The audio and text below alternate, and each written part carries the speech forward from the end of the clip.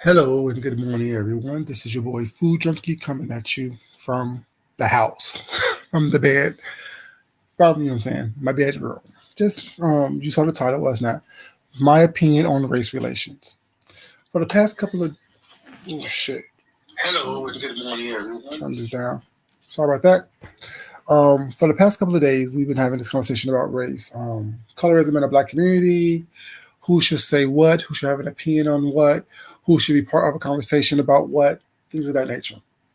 And, I'll only talk about things where I'm involved, where I have an opinion that I think that needs to be heard that's somewhat different than what the opinions is out there.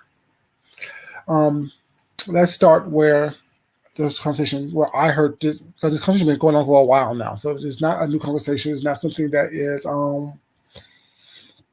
new to the world, new to the sector, new to our thoughts and opinions. What is this round of this conversation started, where I heard it from, was Duchess Kelly Love. A couple of days ago, Duchess had a live, and I forgot who's on the live, whatever, but the conversation turned to um, colorism, you know what I'm saying, in the black community. The conversation was about, privilege this and privilege that, who has privilege this and the third. And like I said yesterday on Miss Olivia's live when I was at work, but for, let me start where why I want to do this one.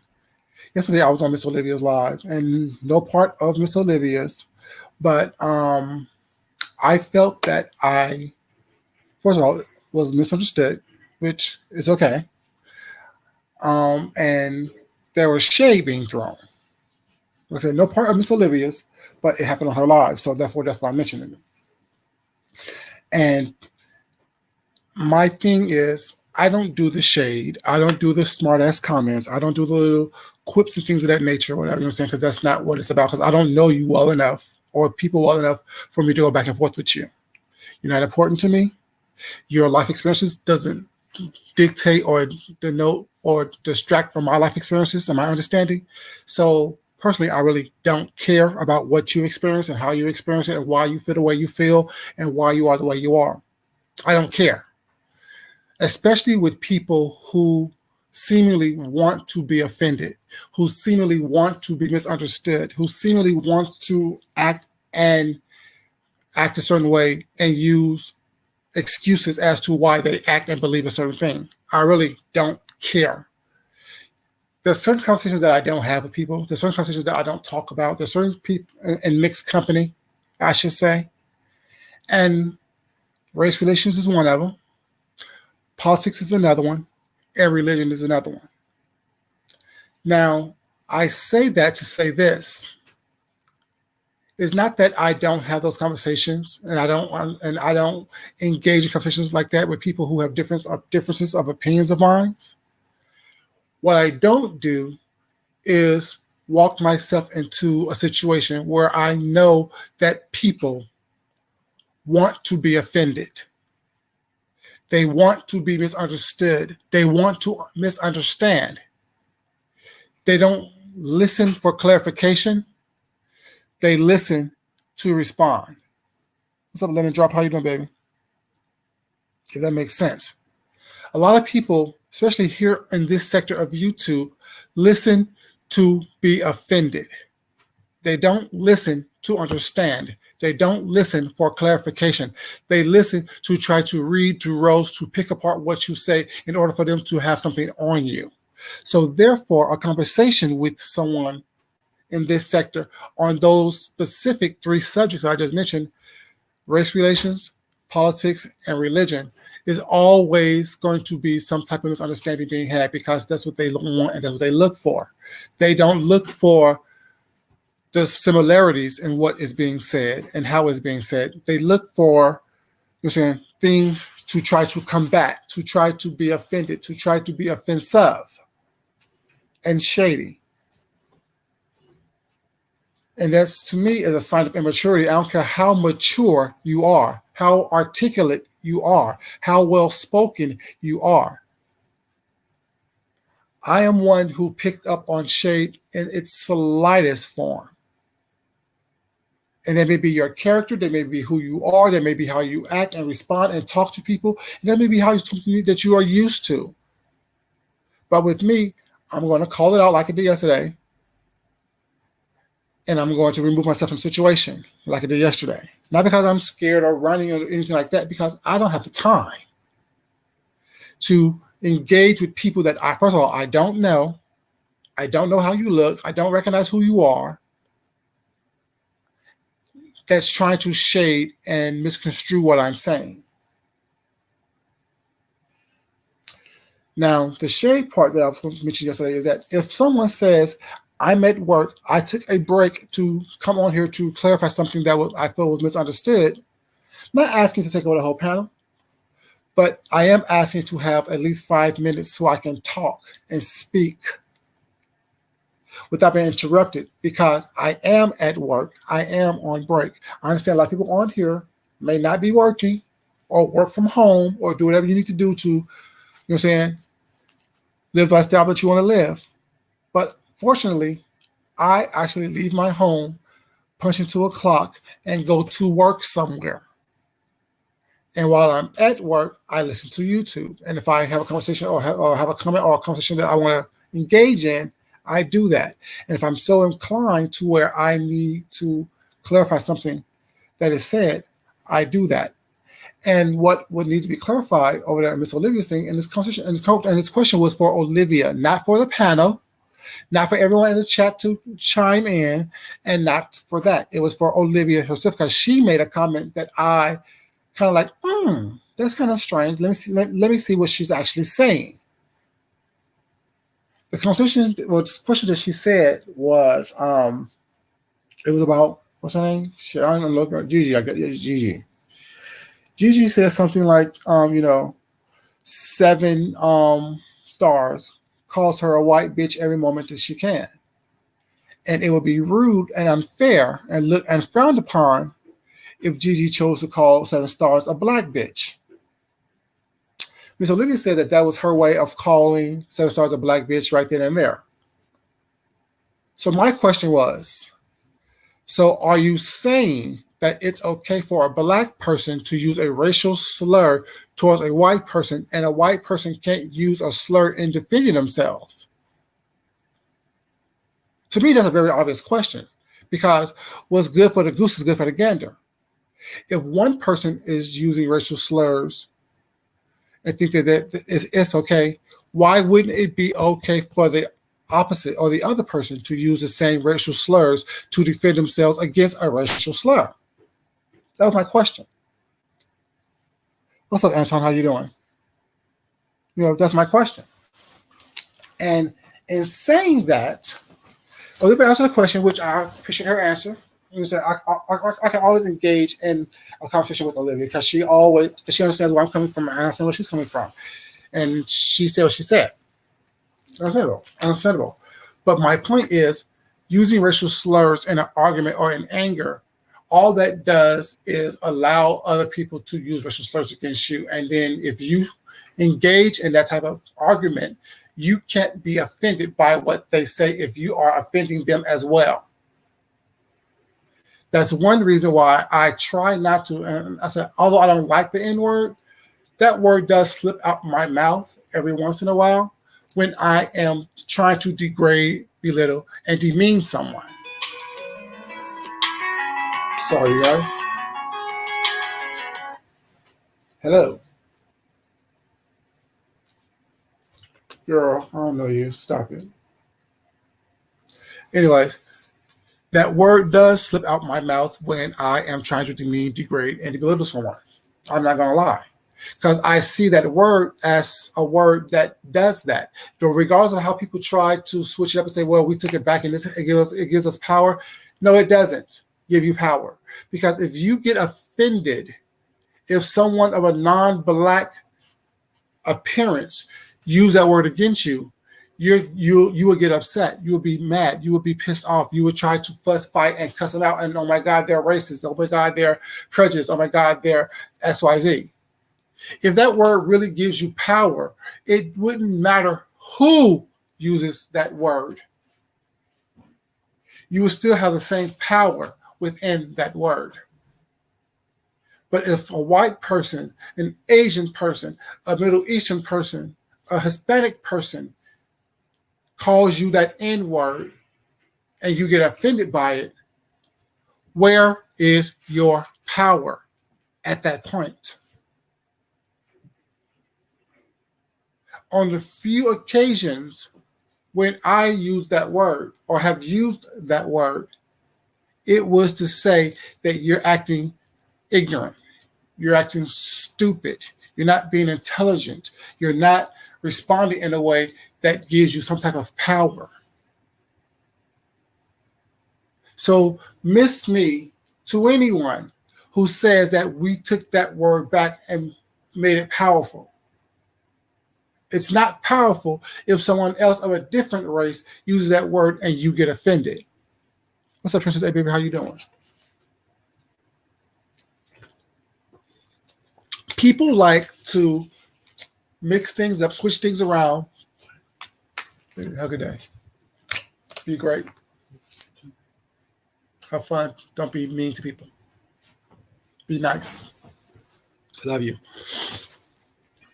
But yeah, if that word, if you don't find the same power in that word when someone of a non-black race or a non-black ethnicity use that word don't have the power that you say it does. You're trying to convince yourself that it's okay to demean, belittle, and antagonize people. And that's okay if that's what you want to do. But be honest enough with yourself and with other people to say that. See, I think that what we do as human beings, we lie to ourselves in order for us to feel a certain way, in order for us to portray a certain look and situation to the world. And on here on this YouTube, you know we lie to each other and ourselves. Because you have people around here saying that they're beautiful and they look like the bottom of someone's shoe. They're successful when they're scraping, begging, and pleading for people to pay their bills. They say that they're intelligent when they can articulate themselves in a way where they're not screaming, yelling, cussing, and fussing at someone.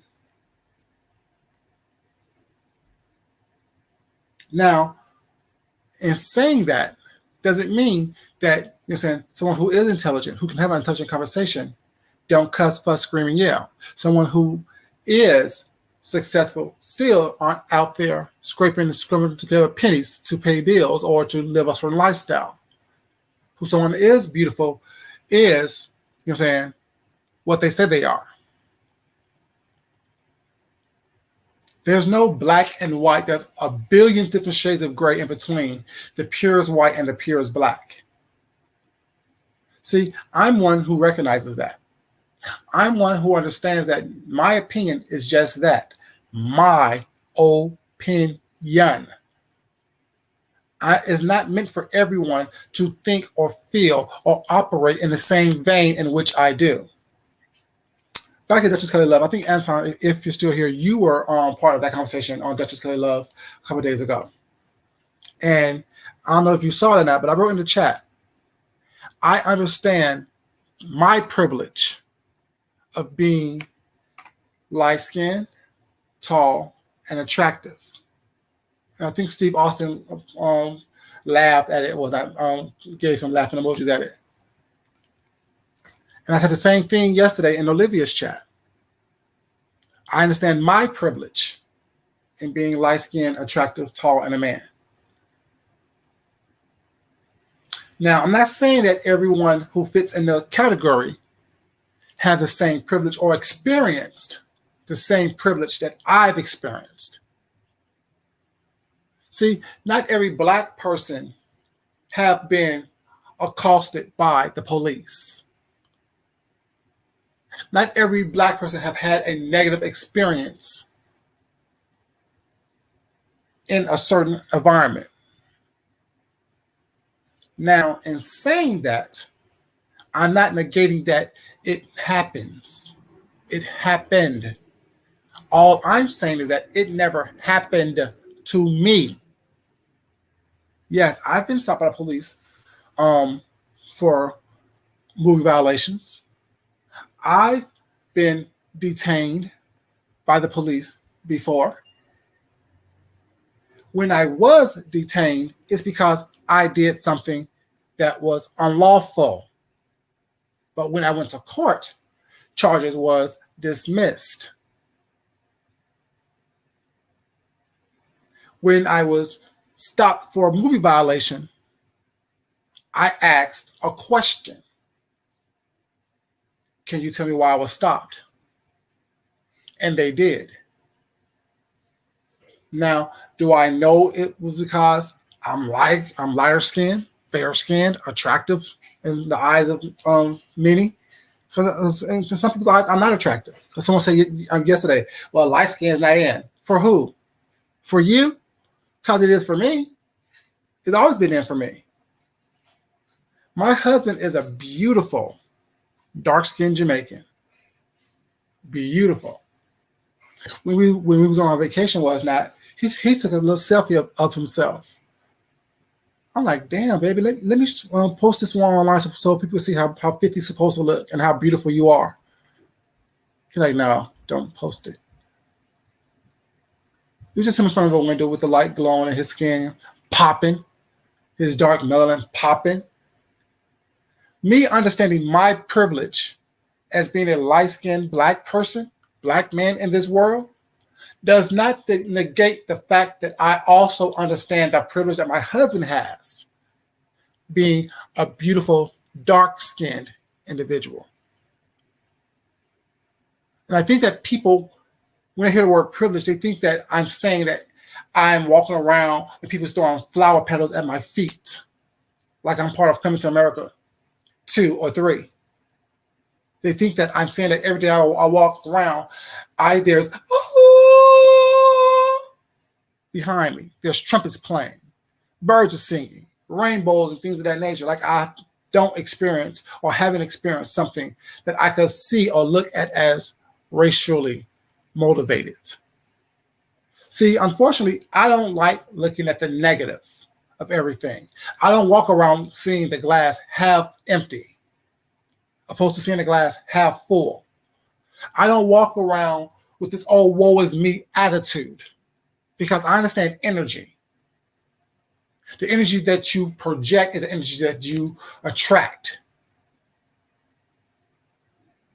I understand the fact that if I put out negative vibes, I'm going to receive negative vibes. If I'm putting out things that is going to, you are what you attract, or you attract what you are. Am I blind to see that there's not racially motivated things going on around me? No. I'm just not dwelling on those things. I don't get a job. I don't get a promotion. I don't get certain things. It could be motivated by race. But I use it as me trying harder. Try harder. And I understand that no matter how hard I try, some things are just not for me as well. Some things are just not meant for me to have. Why would I go somewhere, go into a room, go into a space, spend money in a space where I know my money is not going to be appreciated? See, I don't go places where I'm just tolerated. I go places where I am celebrated. And it seems as though a lot of people on here is stuck in that mindset of, oh, I have the right to do whatever. No, you come into my home, you abide by my rules, wherever they are. If you agree with them, you stay. If you don't, you leave. Now, I don't believe that a country should stop someone from being their best. But I think that if you are a person that is marginalized, it's up to you to find your way around those circumstances. Now, after yesterday, I had a conversation with one of the guys that I work with. Ex-military, we kind of fit into the same tribe, lighter skin, fairly attractive, you know what I'm saying, well put together, presents himself very well. And I told him, you seemingly are an extremely nice person here at work. And at work, I'm an asshole. So I told y'all that. But I asked him, I had a conversation with him. And he said, well, I grew up totally different than some people was not, people that I know. I'm like, explain. He said, well, he had two parents. His father made sure that he had his first car. His father did this, you know what I'm saying? His mom did just the third was not. I'm like, well, you're right, because first of all, the first thing is I didn't grow up with my father. It's not something that I use as an excuse either. See, some people use that as an excuse. Oh, I grew up with my father, so therefore this is why it happened. No. I'm the person who learns from my environment. I learn from my situation. I learn from what it is that is going on around me. I don't have, quote unquote, a father figure in the home. But watching around me was not people who did have father figures in their home. They weren't the best role models to what a man should be. So me being who I am, a critical thinker since I was a child, I look at it as, oh, is it best just to have someone there because you say, oh, I have a father in the home? Or is it better to have a man in your life that will help you be the man that you want to become? Uncle, teacher, neighbor, whomever. Learn from who is around you. Learn from what your environment is. And take the best parts of that and apply those and discard the rest. Y'all know what I say, right? Eat the meat and spit out the bones. Take in what helps you be your best self and discard the rest. What's best for me is not best for this other person that may be part of the same tribe as I am. That could look like we're in the same group. What was best for him to help him is that watching his father lead by example. And that worked for him. His father protected him from certain things. Like you said, he'd never been detained. He never had any type of situations going on. Well, I have. I grew up in, poverty. I grew up in, low income housing. I grew up in an environment where my mother raised 4 children, 2 boys and 2 girls. I was the youngest boy. So I grew up in the projects in Chicago and the low-income housing situation when I moved to Washington. But I knew even as a child, because I am a Black man who grew up in poverty, who was raised in low-income housing and things of that nature, I have to do more. I have to be better. I have to want more. I have to want better than what the cards that was dealt to me. I could have easily fell into the trap of, or the trappings of, oh, woe is me. My mom didn't have a college degree. My mom was on public assistance. My sisters and brothers, it's too many of us was not. Some days we went hungry. Some days we went without. And fell into that. Hey, Denia, baby, how you doing, sweetheart? I could have easily fell into that trap. Not educated myself, not looked past and wanted more than what I was born unto. And use the excuse because I'm Black is the reason why I don't have, the reason why I didn't get. But you know what I did? I saw how, as a little boy, when I walked into a room, oh my God, he's so cute. Oh my God, he's so precious. And used it to my advantage. Life is about understanding where you are in a situation. Y'all may not like it. People may not understand it because they haven't experienced it or they haven't recognized it yet. When I walk into a room today, dressed up or dressed down, I know how the room responds to me. I know if I post a picture on here, now I may not be your type. Light skin may be out for you, but damn it, shit. No one on here can tell me that I'm ugly and make me believe that they believe it. I may not be your type. I may be too thin for you. If y'all not realize that every time I go somewhere on a little vacation, I'm showing a picture of me in a tank top and jeans, or like the last weekend, with my shirt lifted up to show y'all at 45, this is what it is.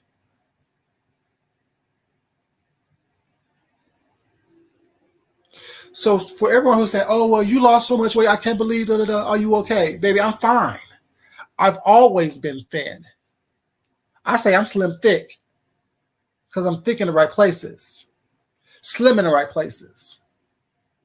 I mean, I have a big back, but the back ain't small either. The waistline is small, stomach is flat. I'm 45 and shitting on majority of people on here. See, like I said, I understand the privilege of being 6'3", 200 pounds, light-skinned, fairly attractive. And I use it to my advantage. Y'all see me use it to my advantage. Y'all see me get free drinks, free appetizers when I go to certain places by, first of all, being nice, flirting with everyone, and not having a stick up my ass because of race. Y'all see me in the real world flirting with people, talking to people, engaging with people. Now, it's because I'm light-skinned? It's because I'm attractive? Or maybe it's because I'm confident as to who I am. And I don't let other people dictate or denote who I am. I'm not walking around with this chip on my shoulder. I'm not walking around looking at everything as, oh, well, it's because I'm black, or because I didn't get it, or because I don't have it. I look at it as because I'm black. I need to work harder. I need to use what I have in order for me to get what I want. Once we start recognizing the privilege that we have with who we are, maybe some of us will be happier and further along in our lives. See, my idea about race is, yes, there's racism out there. There's racism right there in front of my face. There's racism at my job. There is racism when I walk into a store and people are watching me and following me around the store. It's happened. But the same conversations that we have amongst us should be the same conversations that we have in the world. When I was followed around the store, once I recognized it, I stopped. What are you doing? Why the fuck are you following me? You think I'm going to steal something? Motherfucker, I have more money in my pocket than you have in your goddamn bank account. Don't fucking play with me. Is what I said to the individual that was following me. See, a lot of us want to sit back in these little private, little secretive conversations and have all these conversations about what's wrong with the world. But what are you doing out there in the world? When you recognize the shit that's going on that you denote as a racial situation, are you calling it out right then and there and leaving the environment so they don't get your green money? Because no one cares about your black skin or your light skin or your dark skin or whatever color skin you are, was not, as long as you have that green money. When you are sitting in an environment or sitting in a place where you are paying someone to treat you differently, knowing that they're treating you differently because the color of your skin, but yet you're still giving them that green money, that doesn't give them any type of advantage to treat you differently or someone like you differently. It doesn't raise the bar. It doesn't raise their bar because you have raised your bar. when you're not willing to allow people to treat you any kind of way, they don't. Like I always say again, people only treat you the way you allow them to treat you. People only speak to you the way that you allow them to speak to you. So when you allow people to call you the N-word, regardless if they're your same race or not, that energy is an energy that you put out there. When you see something being racially situated or treating you differently because of a certain thing, you say it's okay to do so. Now, let me tell you about, I don't know every company that treats people differently, but I do know one major company that we as Black folks love, that we, patronize. And gay people love this company too, that they patronize on a daily basis. And that's Chick-fil-A. Chick-fil-A does not like the LGBTQIA. So you will never see me eating a Chick-fil-A situation. Every day, people at work, oh, we're going to Chick-fil-A. You want something? I'm good, thank you. You never eat Chick-fil-A. I don't. Why? Because they don't have the proper mindset, I think, for Black people and for the LGBTQIA community. I can't support someone who don't have an open mind to people who are different. See, I just don't talk a good game here on YouTube. I actually live that in my real life. Doesn't mean I catch everything. Doesn't mean that I am walking around with an afro, my fist up in the air, and a Black Power flag. It means that once I recognize something, I personally change my behavior towards that situation. Did y'all watch One Night in Miami? Regina King's first directorial debut of a movie that's on Netflix.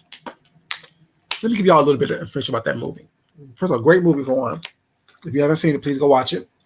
It's called One Night in Miami. It was about a conversation that was had, I forgot what era it was, but during the Muhammad Ali, Malcolm X situation. It was a conversation that was had by Muhammad Ali, Malcolm X, what's the guy? Jim Brown, and Sam Cooke.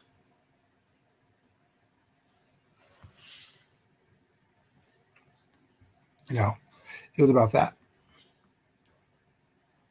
And basically the conversation was after Muhammad Ali, it was a young Muhammad Ali when he won his first title. When he first won his first title, I think it was like 19, 21, something like that, ages. And it was about their responsibility to the culture. He won this fight. They went to a hotel room, was not. And this is when Malcolm X was leaving the Nation of Islam. So he was trying to bring on those gentlemen to help him, show the Black people what it is they need to do. And a very pivotal point of that movie for me, spoiler alert if y'all haven't seen it already, was when him and Sam Cooke got into this huge argument to where both basically, they was calling each other out, calling each other's names, was not. And, Sam Cooke and I think it was Muhammad Ali left the room. And then it was Jim Brown and Malcolm X talking. Basically, what Malcolm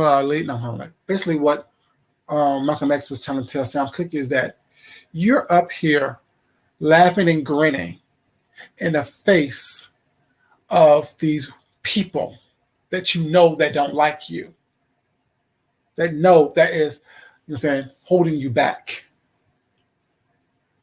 And some people are like, well, you're out here marching. You're out here protesting. You're out here doing things. But what are you doing to make sure that the Black people that are following you own something, have something to call their own? Words are great. Empowering people are great. But what Malcolm X didn't know that Sam Cooke was doing was Sam Cooke owned his masters. Sam Cooke was having the Rolling Stones pay him to use his music, the music that he owned. So while Sam Cooke was out there in the forefront screaming and yelling, Black power, Black power, Black power, he was solidifying the foundation in which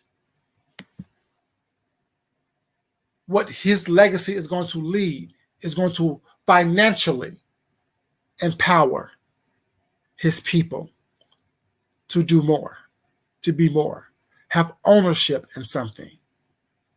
See, it's great to be out here rah, rah, rah, screaming and yelling, Black power. But after the noise dies down, what has been accomplished? What has been accomplished? What have you accomplished? What have you given the people? What tools have you given the people in order for them to be in a better place? It's nice to dream of a better place, but what are you giving the people? What are you solidifying into their psyche, into their pockets, into their mindset to have them understand this is what you need to do in order for you to be in a better place, physically, mentally, emotionally, financially?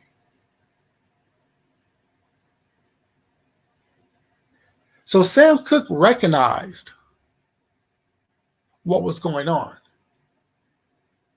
but he also understood the importance of being self-sufficient. And it doesn't matter how it looks on the outside. It doesn't matter how people take it. It doesn't matter how someone that may be a skin folk looks at you or judge you based on what you're doing because they don't understand it or recognize it.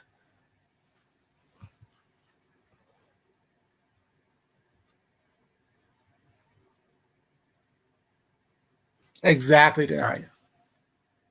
What laws have you changed? What power that you really have given the people in order for them to effectively move forward and change?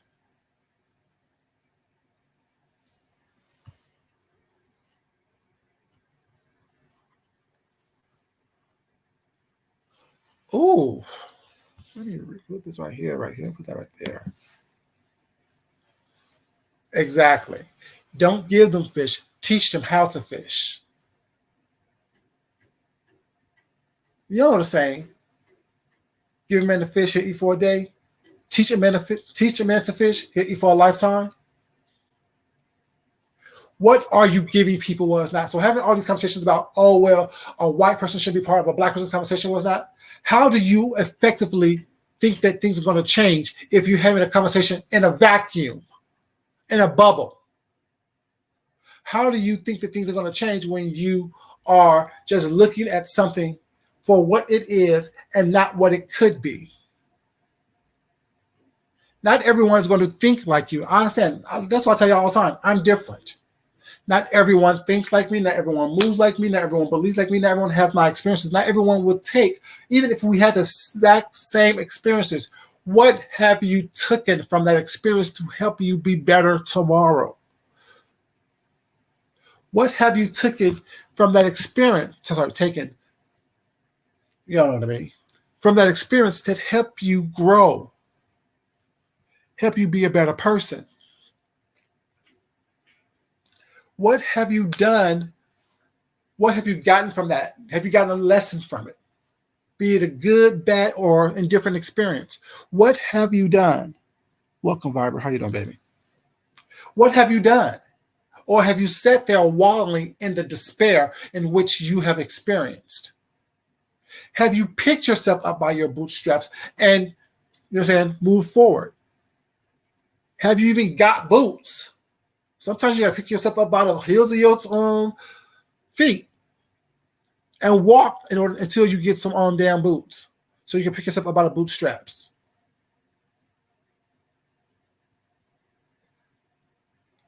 This whole racial conversation will continue to be a racial conversation until we learn as a people that we, first of all, can't make it on our own. We can't, because we don't have the power structure in place in order for us to do so. We can't even have a conversation with a couple of people without someone trying to throw shade.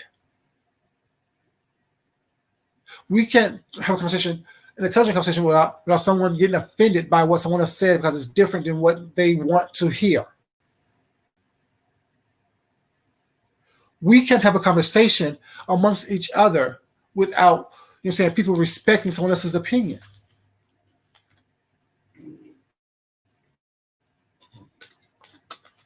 How can we expect the world to see us as a certain thing when we're not even willing to listen and hear someone else's point of view of the same race?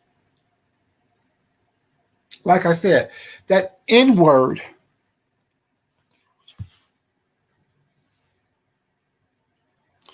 thank you, baby. I appreciate it.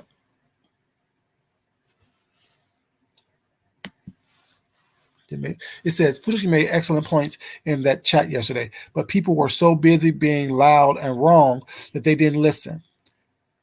Two or three of us did. Thank you. I appreciate that.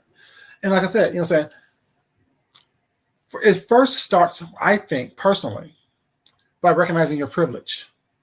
We all have privilege. Even if it's one privilege that we have over someone else, it's still a privilege. And it may not happen every day, every moment, was not. But like I was saying to Jeremy at work, was not. Have you ever walked into a room and felt the energy change when you walk into the room? He's like, well, yeah. I'm like, that's a privilege that you should have capitalized on. That's a privilege that you should have, you know what I'm saying, took and capitalize on. When you walk into a room and you see the energy change in a positive way and you feel that positive energy was not, that's your privilege for whatever it is, be it that you're attractive, be it that you're a man, be it that you're light-skinned, be it that you present yourself well, regardless of what it is. Why do you think my husband gets stuff for free as well? You know, because like I said, it's not about a light skin, dark skin thing. That's what we choose to continue to harp on. Even by making a comment, oh, light skin's played out. Says who? Now you want to diminish who I am because you don't like who you are. I'm not going to pick up that baggage or step in front of that bullet to make you feel more comfortable about who you are. I'm not going to sit up here and allow you to degrade me by saying something that I don't have control over, which is the amount of melanin in my skin, make you diminish who I am. I'm going to take that, flip it on his head, and throw it back in your face. No, light skin is popping, baby. At least this light skin is popping, flaws and all. See, I don't let people dictate how I see myself. Never have, never will. If I allow a black person to make me believe that my light skin ain't popping, just like your melanin is popping, I gave you control over me. I gave you dominion over who I am and how I think. Baby, this light skin is popping. Flaws and all. Just like your melanin is popping. Flaws and all. Like my husband's melanin is popping. Like my brother, who is darker than me, the melanin is popping. My sister, who is lighter than me, well, lighter than me, was not her melanin, the amount of it in her skin is popping. And my other sister, who's darker than her melanin is popping. We're all popping in our own different way. See, when we start thinking that one is better because one has more melanin or one has less melanin. We fell into that trap that they wanted us to fall into. I'm confused.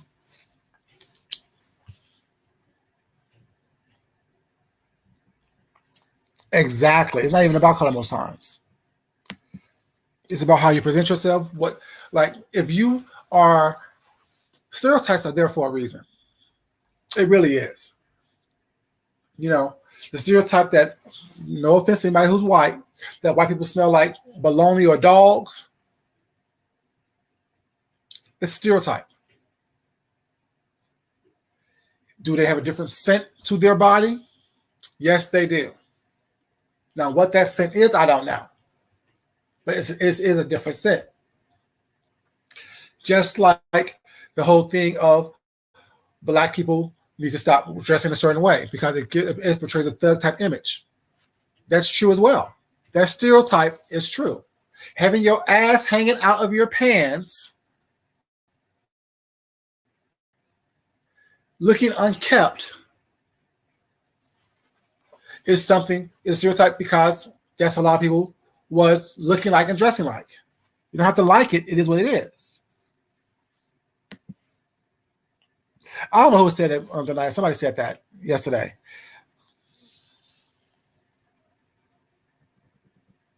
And it's just like, yeah.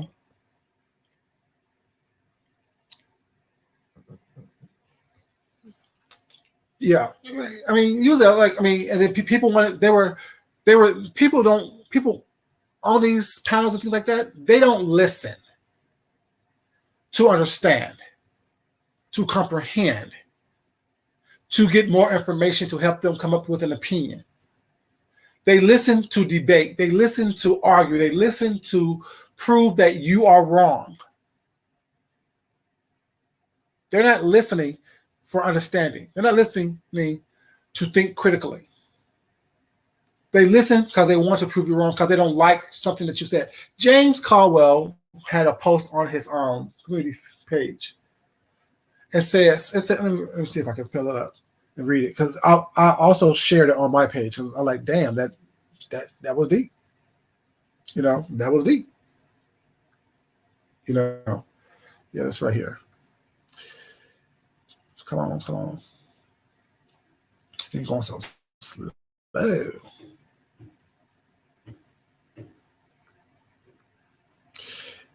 It was on the lines of saying something. What the hell?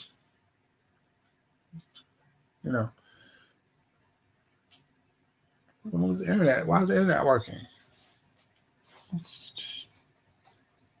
Exactly. They listen to respond. Exactly. They hear, they don't listen. Right. Okay. Now where is it at? Okay. It says, you better stop disliking people over what you heard and be thankful God ain't disliking you over what he knows. I found that so profound and so powerful. And I shared that because Philip posted it a couple days ago, and I shared it on my community page, because to me that is so true. People on here dislike people based on what they heard, based on what they think, because you're different than they are. Do you not realize that if God disliked you based on what you've done, we don't have to know about what you've done, but you know what you've done in this world. You know what happened. You know what I'm saying? What you're a part of, what your mindset is, all these things or not. If you stop being so judgmental about what someone says or what someone does differently than you, and focus on how to make yourself a better person, a more productive citizen of the world, maybe you will be somewhere. Maybe you'll get something. Hey, Tessie, baby, how you doing, sweetheart? Exactly. You can't help people understand, unfortunately. You can't help people understand the foolishness and the ridiculousness. You can't. And nor do I try. That's why, if you notice, was not, like I said, to me, it was rude when I clearly say, I'm at work, only got a couple of minutes, let me get this out, and I'm being interrupted by people who wants to argue with me and misconstrue and twist and turn my words around. I don't have an hour and a half to be on this panel to argue with you guys. I'm at work. Let me get this out, please. And then I will leave. And y'all can discuss and comment and do whatever you need to do, what you need to do. Well, you've been talking. Well, you know what? I was quiet for a long time when I first got on there. And then you guys speak. I came on here to address the fact that I wasn't talking to 7 stars when she addressed me negatively and rudely and with all this bravado in her voice. I don't do that. What do I look like? Arguing with someone who I think is beneath me mentally, emotionally, spiritually. I don't argue with people like that. What the fuck I look like? Giving you energy that you don't deserve. My question was for Olivia about what Olivia said on her panel. So no one else needs to comment or address me. I don't care if you had an opinion about it or not. It wasn't for you. Like I said in the comment, it was not. I just asked Olivia a simple question to clarify what she meant. It does matter if a black person calls a white person a racial slur. It does matter. It does matter that we want to hold a white person more accountable than we hold each other. It does matter. We want to be treated equally. We want to be treated fairly, but yet we're giving carte blanche to a person with melanin in their skin and not another person. It does matter. It's energy that you put out there. So when it comes back to you, you're not a victim. If you never done it and it comes your way, was not yes. That's when I'm like, okay, yeah, let's uprise and do something. But when you're out here using racial slurs and bigoted slurs and homophobic slurs and all these other type of negative energy, was not, and then someone comes at you, and then you tell me it's not the same. It's exactly the same. An apple and orange are two different things, but they're both fruits. They both grow from a tree. They both have seeds. They both have skin on them. They both have a stem. They both produce juice. So while they're vastly different, they have many things that are the same. And if you can't see that, if you don't understand that and recognize that was not, why are you talking to me? Because we're not even on the same level mentally, intelligently, emotionally. That's why I don't have a lot of conversations on here, because I don't think the same as most people on here. Not saying I'm better, not saying I'm worse, not saying that they're better or they're worse. I'm saying we're different. But I also recognize the similarities that we are. We're both human. We're both this. We're both that. We're a lot of different things. But if you can recognize that and put aside the differences and see the similarities, why am I talking to you? Why am I addressing you? Why are you addressing me? It is what it is.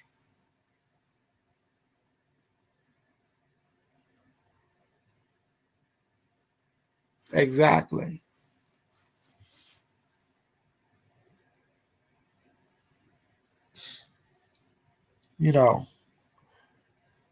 I just don't understand that, people don't get it. People just don't get it. And when I say certain things, I'm not saying it to be, that's your comp card, Janaya? Look at you, boo. I see you.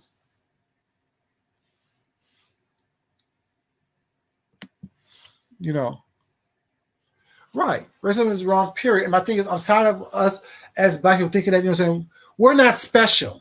Y'all remember how I said that no one's special? We're not special as a black race. Yes, there are things that has happened to us. There are things that have been put upon us that we have to fight against, generational things, emotional things. Yes, we have been through hell and back. But once you recognize that you are the original, a copy can't make you feel any kind of way.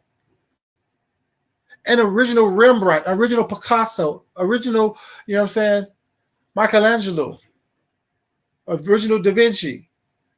You know what I'm saying? A lithogram of that would never be worth more than the original. A copy of it would never be worth more than the original. It may fool some people. You maybe get caught up in it, but a copy can never tell an original that you're worth less than I am. And once you understand that, once you recognize that, once you live in that, all these conversations and arguments and, oh, who said what and who says who, da da da da, will be frivolous for you, will be frivolous to you. You can't make me feel less about who I am because you said so. Because what I see is that you're trying to make yourself feel better, lift yourself up by trying to bring me down. And baby, you can't bring me down. No one can bring me down. It's not possible. Call it conceit, call it arrogance, call it what you want to call it because I think that I'm cute, call it because I'm a man, because I'm light-skinned, wherever your issue is, keep it your issue. Don't try to make it my issue because it's not. I'm not going to allow you to.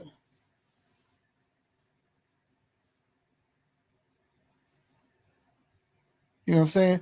I'm not trying to sit up here and be everyone's best friend. I'm not going to tell you what you want to hear. I'm going to tell you what you need to hear for you to move forward, to give you some energy, to propel yourself out of the abysmal situations that you're in. Ask yourself, why are you constantly arguing with everybody? Why do you think that your opinion is so important that everyone must hear it? Who are you? How have you proven yourself to be someone to be listened to be heard, to be followed? What examples have you put out there to show people that? Like I said, I don't want the biggest crowds. I want the right crowds.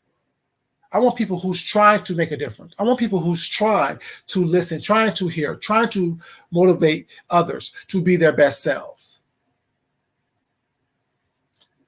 who truly love themselves. So therefore, they can love someone else, who truly respects themselves so they can truly respect someone else. Why do you think that's always part of my closing? Why do you think that I'm constantly trying to put out good vibes, put out different things?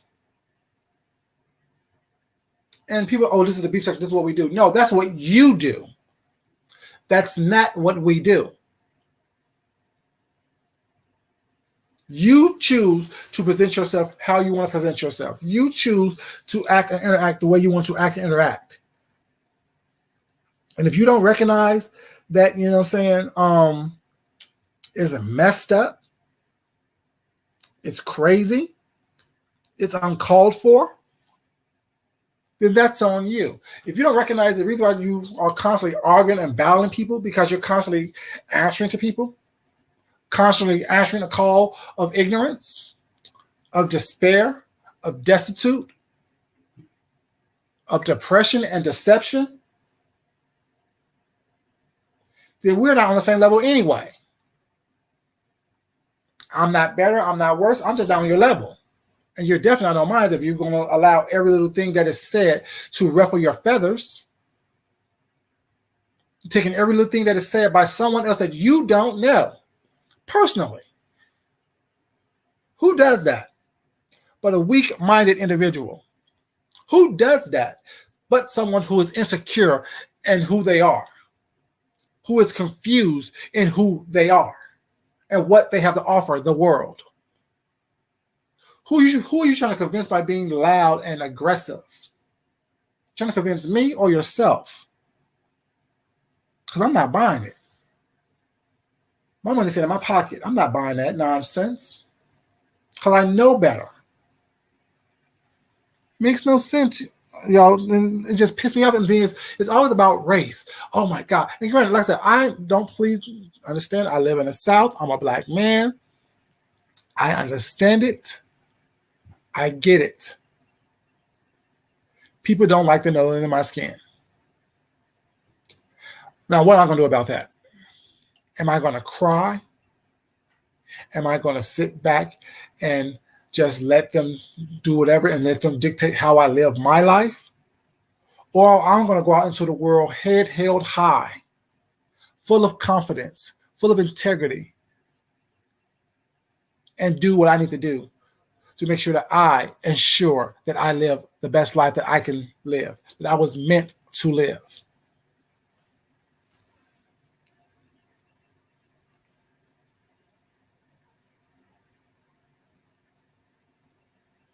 Exactly. Ooh, who are you? And why you have all this wisdom? The longer it takes to learn the easy lessons, the harder they become. Exactly. Group thinking, right.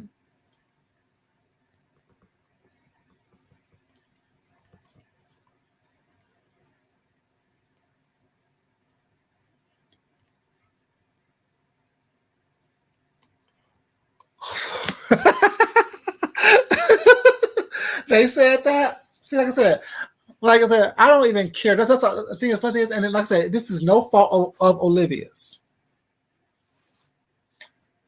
But once I left that platform, once I left that channel, I didn't go back to the chat because I don't care. Because you're still going to think the way you think. You're still going to move the way you move. You're still going to be struggling how you're struggling. And I'm not talking about financially. I'm talking about mentally, emotionally, spiritually. You're still going to be struggling the way you're struggling. And I'm still going to live my life.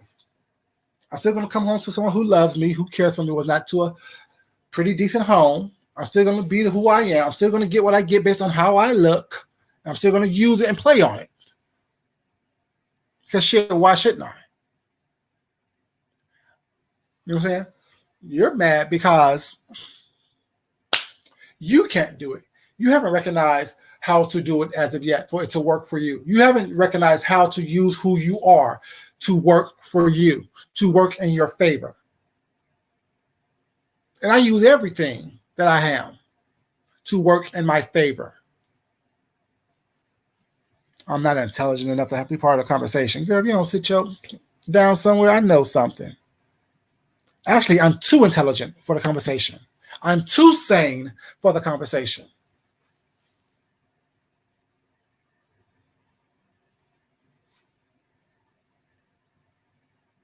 Yeah, nothing. Yeah, that's she's still on. I still get a kiki, and I still get tipped off of Olivia. You know what I'm saying?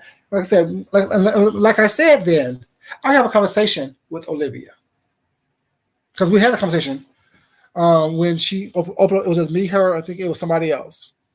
I forgot the guy's name. We had a conversation. Well, it's not. I have a conversation with people who actually listen to hear. But when you start to throw insults around, baby, I don't have time for that. Oh, I'm not being. Yeah, it's shade, baby. I call the shade. Trust me.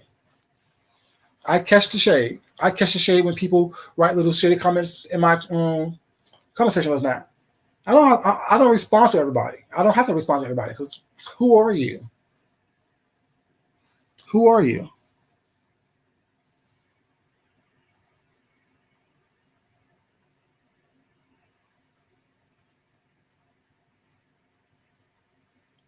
Yeah, people walk around being mad. Like, why are you mad?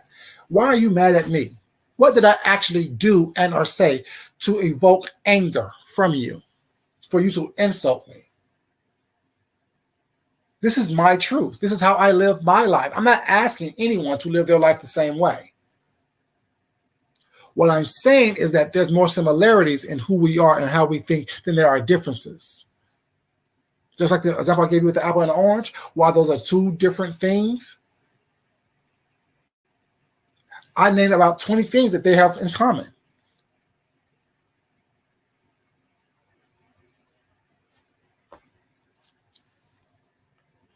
Hey, Sean, baby, how you doing, baby? You know, and if people don't recognize that, can't get behind that, and can't wrap their thinking around stuff like that, like I said, that's how I think. I see two different things was not, and I try to find the similarities in them. I see two different people was not, and I try to find some similarities in them. But if I think that you have racial undertones into what you do, I choose not to engage with you one way or the other. If I see that you're a constant shit starter, constant troublemaker, I choose not to engage with you. You know what I'm saying? People don't understand that. That's why I say I move the way I move on these streets, which is totally different. I don't need to make a video every day. I have an opinion every day based on what I see on here, and I could, but I don't make a video every day because it's not worth it. I don't care about the clout. I don't care about the popularity. I don't care about the couple pennies I'll get off a video. I don't care about that. That's not my motivation. My motivation is to put good energy and good content out there and not worry about the same shit that everybody else is worrying about, regardless of what sector I happen to fall into. You know, I don't understand how people think that, you know what I'm saying, like you said, this whole group mentality, this what was it called? Shit. This bandwagon thinking, this group thinking, all this stuff. I don't have time for that. Because I'm far too intelligent and responsible with my words for me to get caught up in the nonsense, the BS, the minutia of it all. Am I the most intelligent person in the world? Nope. But I'm far from the dumbest. Like I said, how I live, how I speak, what I produce works for me. This is just one person's opinion. This is one person's commentary based on his life, based on what he has experienced. I don't try to put how I lived in someone else's life. I don't try to talk about, oh, well, this is what I did, so this is what works for everybody else. It doesn't. I've seen it happen too many times where people try to put their square peg into someone else's round hole and get frustrated when it doesn't fit. We can experience the exact same things, but how I internalize it and what the lessons I get from it may not be the same lessons that you get from it and how you internalize it. And when people don't recognize that and don't realize that, well, it's not, and understand that's what makes us different. That's what makes each and every one of us special. And that's why we must communicate with one another so we can see something different than what we have experienced, something that we have not yet thought of or saw a certain way. Thank you, baby. I mean, but it's just, the thing is, we are attracted to and we find the energy that we are attracted to. You know what I'm saying? So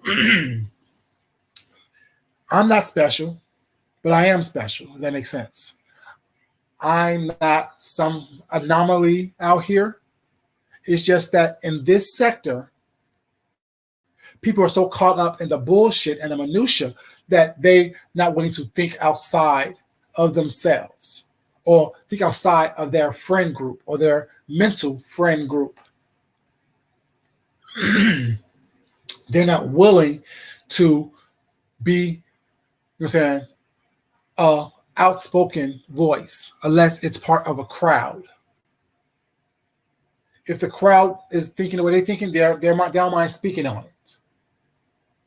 If there's a couple people that's thinking what they think, they don't mind speaking on it. But when you are the one voice out here with a difference of opinion, you sulk back and you hide because you don't want to be different. You want to fit in. You want someone to. You don't want to be attacked. I don't mind being attacked because what you're attacking me online, and now what that means, what you get out of that, how is that literally going to hurt me when I'm not dependent on you to make me who I am? That's why I always say. You hear a couple people out here saying, oh, they're threatening to take down my channel. If you don't allow people to build you up, they don't have the power to break you down.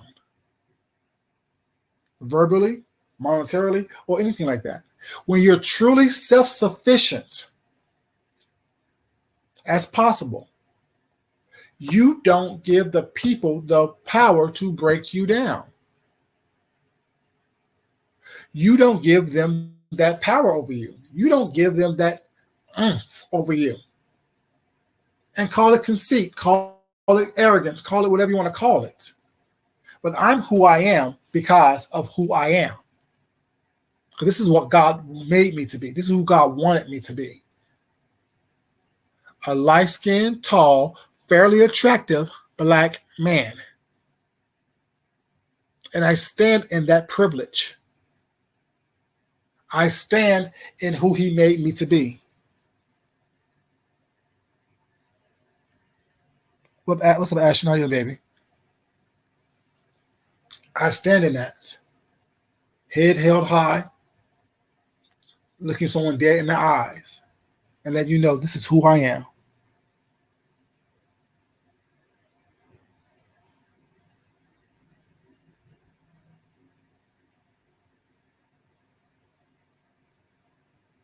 Right. It's not scary. It is typical. It's typical for people to jump right in onto that bandwagon, to want to be part of the crowd. There's a herd mentality. That's what I'm looking for. Herd mentality. It's a herd mentality. If one person's running, no one's asking no questions of why we're running, but everyone's running. If everyone's talking mess, no one's asking what's really behind this mess we're talking. Everyone's talking mess. There's a lot of people on here, like I said before, like I've always said, have never been this popular before in their life. So it's new to them. It's shiny to them. It's refreshing to them. After being talked about or put down or pushed aside their entire life in real life. You come on here, you throw a little picture up there as your avatar, you talk a little mess, you get a little laughs, you get a couple of dollars. You think you're doing it. My thing is, shit, I've been popular my entire life. My entire life, people wanted to be around me. That's why I bask in my time alone. I like being alone with my thoughts. I like being alone with my ideas. A lot of these people can't be alone because it makes them feel unworthy. It makes them feel like something's wrong when you're alone with your own thoughts, when you're alone with your own oomph. Because that's what you're used to. You're used to being alone, and it makes you uncomfortable. That's why you searched out and seeked out something different. That's why you're worried about how many people in your chat room, how many views you get. Because you're so used to being alone that it makes you uncomfortable when you are.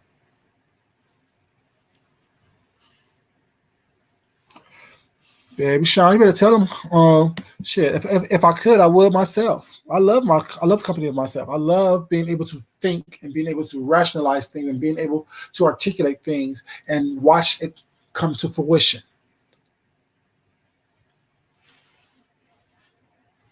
Nothing to do with the fact that I don't like someone else. I love being in the company of my husband, love being in the company of people, of friends and things like that. But I don't mind being alone. I don't mind going to dinner alone. I don't mind going to the movies alone. I don't mind going on vacations alone. I like being alone. I like myself.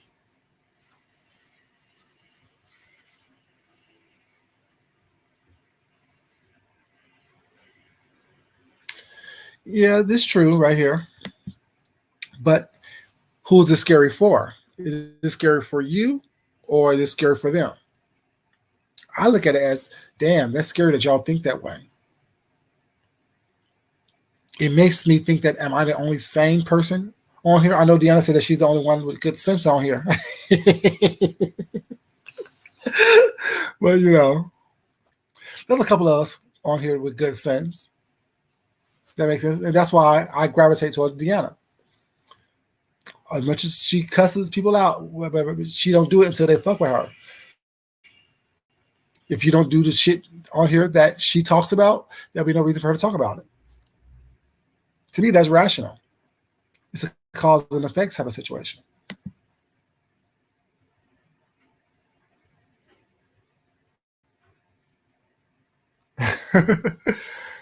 You want the designs? I mean, I think I'm. I mean, let's say. I mean, like I'm doing. Let's say I'm just doing more of that, trying to be more creative. What's not on here because my thing is this: it lacks the creativity on here. Like I don't see creativity. Like coming on here talking about somebody else's business is not creative to me. Now, being a great storyteller is very creative. But just coming on here talking about somebody else's business was not giving people a part of you, but expecting them to do something for you was not. I don't know. I don't have time for all that. There's very few great storytellers on here. Holding a crowd and being a great storyteller are two different things. Holding a crowd with some mess and being a great storyteller are two different things.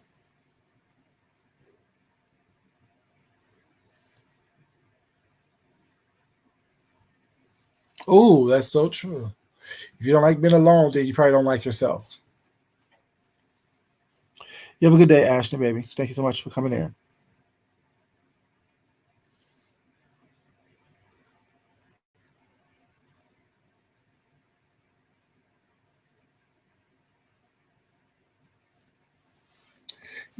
Exactly. Silence is definitely golden.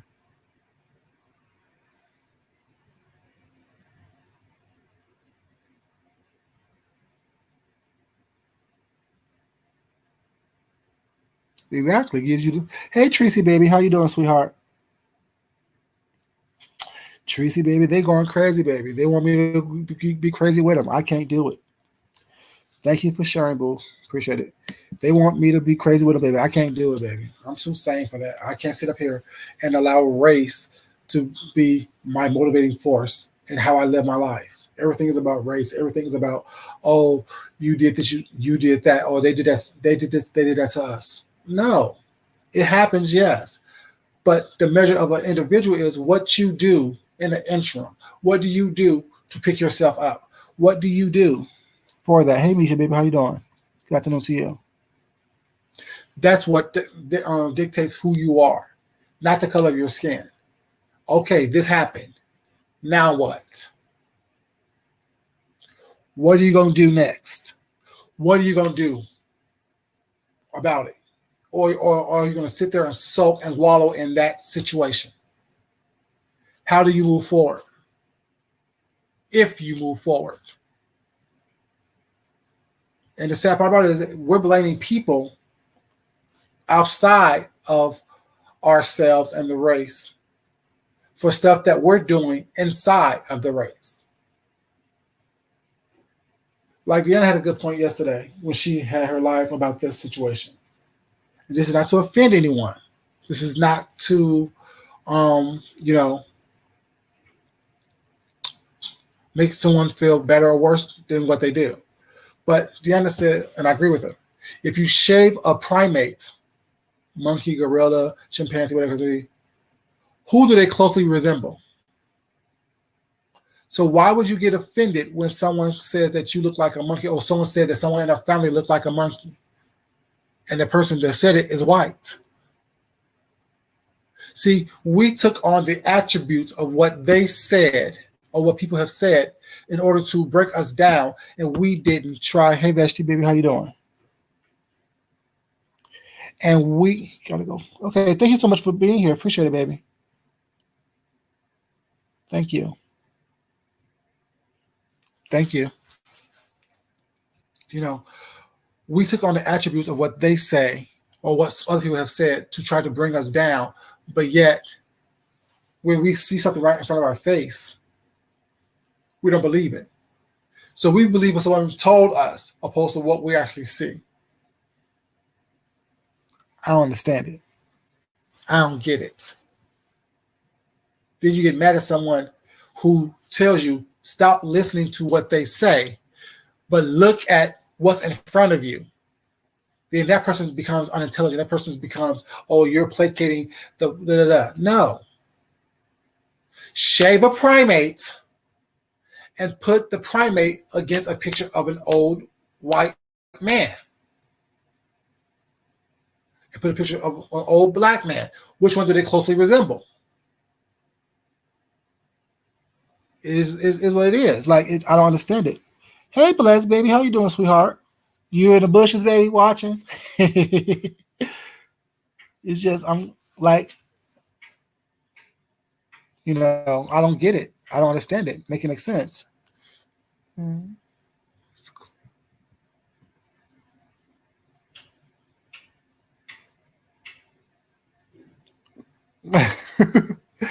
Right, exactly. It just makes no sense to me. Thank you for sharing, baby. Appreciate it. I just don't understand it. Like, it makes no sense to me. It really doesn't make sense to me. It doesn't make sense that we are so caught up in what someone else has told us, opposed to us out there trying to experience it for ourselves and us living it and looking at what's in front of us and what's not. Because, I don't care what's going on. We know that there's racial disparities out there. We know that. That's known. But let's be honest with ourselves. Besides what we see online and in these videos that have been published in the past, decade or so, have you ever seen it actually happen? If it was so prevalent, like people say it is, which it is, because as I said, it's always been there. It's always been there. There's always been some, because this country was started with racial disparities. So it will always be there. There's blood in the soil. It will always be there. Always be there. Always be there. It will always be a motivating factor in this country. But what are you going to do about it? How are you going to let it to be? Are you going to allow it to beat you down, or are you going to rise to the occasion? And I'm saying, while it's there, are you going to use it as a motivating factor for you to move forward, or is it going to be something that's going to stump you and hold you? Stagnant in that mindset and that thing?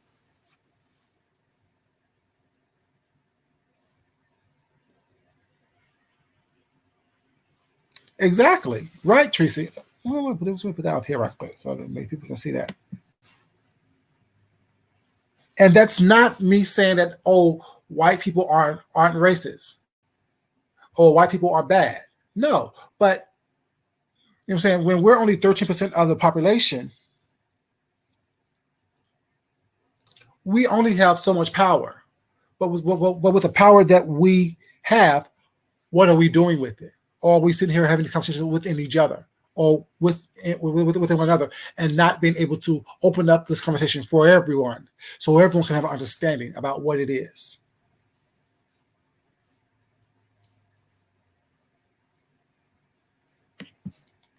And you're absolutely right about that too, Blessed. Hey, Shan, baby, how you doing, sweetheart? Mwah. You know what I'm saying? It makes no sense that people think that, because every black person is black. Well, because you're black, you should have the same mentality and the same mindset about everything. No. I hold myself accountable for what I believe and what I do. I hold other people accountable for what they do and what they think.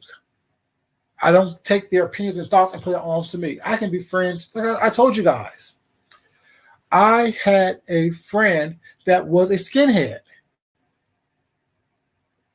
because what we think of skinheads we think of this ultra radical, racial deprived individuals who don't like anyone but themselves.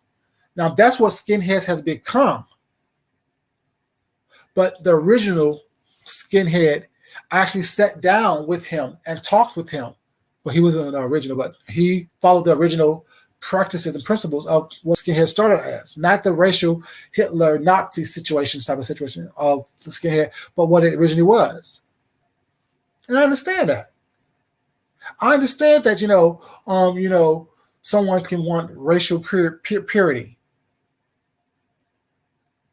Why is it wrong when a white person says that they want racial purity if they're not trying to do anything negative to hurt anyone? But when a black person say, I want racial purity as well, why is that the same thing? Why do we give black people passes when they cause trouble and talk mess on a racial level? But if a white person responds in the same way, it's a problem. I don't get that. Make that make sense. And it's not that, what I'm saying, I'm giving anyone a pass. I'm holding everyone accountable for what they do. And that's what people don't. People don't want to be held accountable. People don't want to be called out. People don't want their hands tapped when they make a mistake. If you make a mistake, the best way to learn from it is for someone to say, well, have you thought about doing it this way? Have you thought about thinking about it this way? Have you looked at it at this angle? Have you looked at it at that angle? And if you just surround yourself with people that is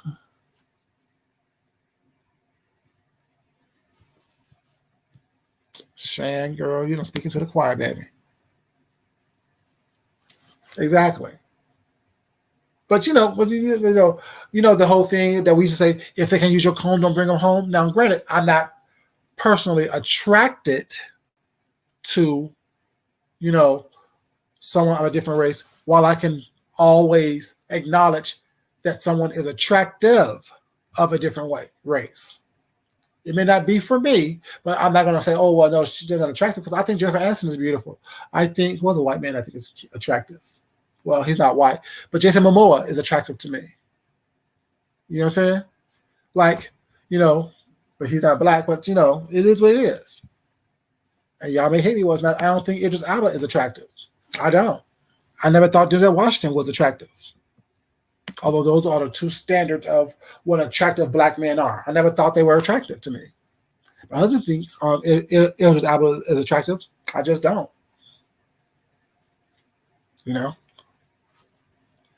So yeah, it's like, I am not just going to fall into line because that's what people want me to do or say what people want me to say.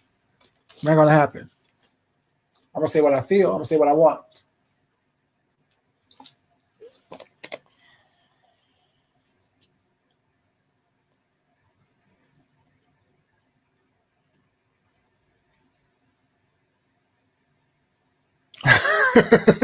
Teresa, and that's fine.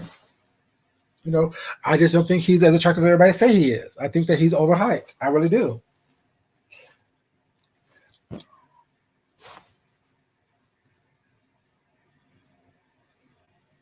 No, I don't think he's attractive either. I told you I know Shamar Moore. Me and him used to, when I was doing my little acting stuff back in Washington, I've worked with him before. I don't think he's attractive. I'm sorry. I mean, he's not ugly. Like when I say people aren't attractive, they're not attractive to me. They're cute. I see the appeal, but I'm not gonna drop my drawers and be like, "Oh, let's do something." No, I'm good. You just look oily and dry at the same time, Shan. He looks oily and dry at the same time to me. I don't get it. Okay.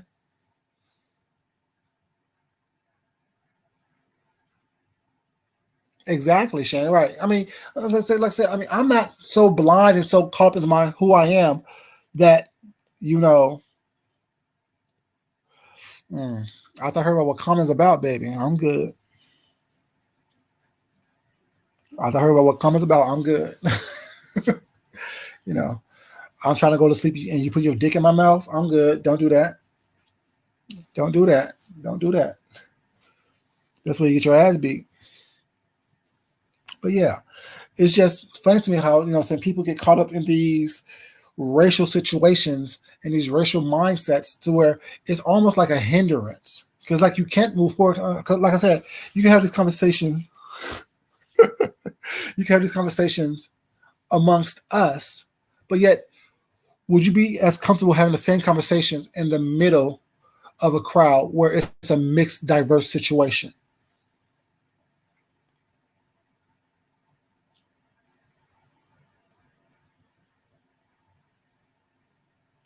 Yeah, and I said, he's fairly attractive. He's light skinned. You know what I'm saying? He has a body. He does have a body though. Can't lie about that. He has a body. But like I said, that's not. It's to me. It's more than that for me. It's more than just. Like I said, are you attractive because you're light skinned, or are you light skinned and attractive? Those are two different things. Are you dark skinned and attractive, or are you attractive because you're dark skinned? Like it's like the question: what came first, the chicken or the egg? Hey, Shakila, baby, how you doing, sweetheart? And when you're not willing to have that conversation or be honest with yourself enough to at least have a conversation with yourself, you spew that energy, that negativity, and that ugliness out there to the world, which it doesn't have to be that way. It doesn't have to be the nonsense. It doesn't have to be the minutia of it all. It doesn't have to be the BS. Like I said, am I attracted to white people? No, I'm not. But can I admit that there are some attractive white people out there? Yes. And Mr. and Mrs. Smith, Angelina Jolie gave me everything I need. Like shit, the lips, the eyes, the nose, the cheekbones, the jawline, the long flowing black curly hair. She gave me everything I need.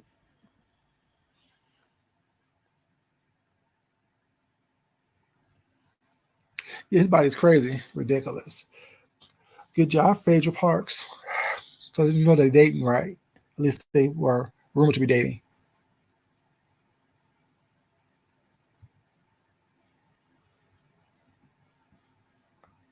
Ooh, okay, tell me how you really feel, Veshti. Tell me how you really feel, baby. John Cusack? I see some sex appeal in John Cusack. I see the sex appeal.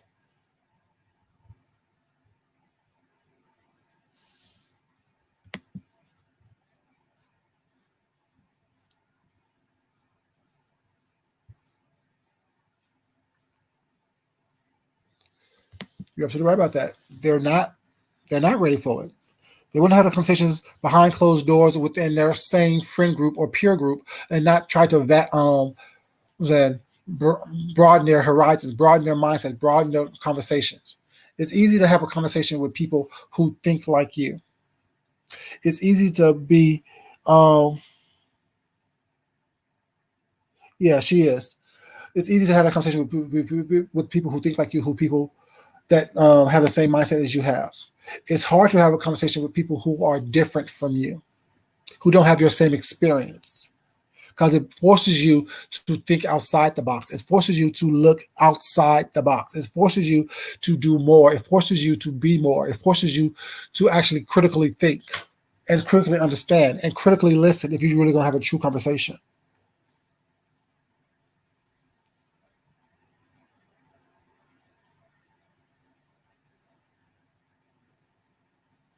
Yeah. I mean, the thing is, like, I know there are, people who are strictly attracted to a certain race. For what reason? I don't know, but I'm attracted to black people. I'm attracted to black people. Like I said, if I could be darker, I would be darker. And I would still have the same mentality that I have today. But I embrace who I am. You know what I'm saying? Like I said, my husband is a beautiful, dark-skinned Jamaican guy. Like I said, like some of you who just coming in, this weekend when we was out on our little mini vacay was not, he took a picture in front of a window. And that picture is beautiful. I wanted to post it, but he was like, no, don't post that picture. I just want to show them what 50 look like. You know what I'm saying? You're beautiful. Your full lips, your strong brow. You know what I'm saying? All that. It's everything to me. Yeah, The Rock is fine. But he has no ass though. I need more booty.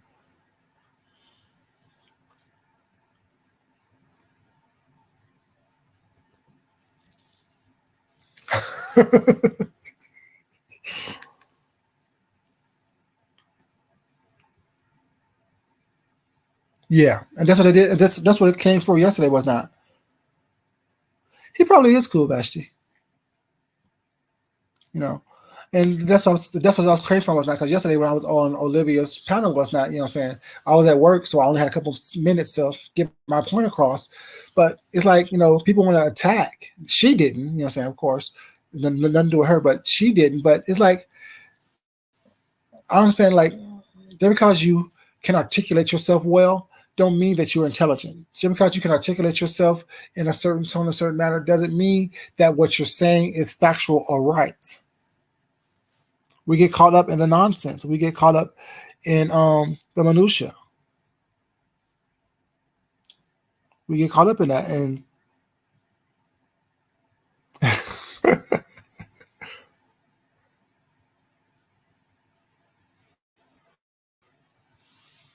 right, Shahila, like I mean, people think that because you're happy and comfortable with who you are, you're downing someone else. No, you can be happy with your complexion. You can be happy with who you are, and still embrace and love everybody else around you.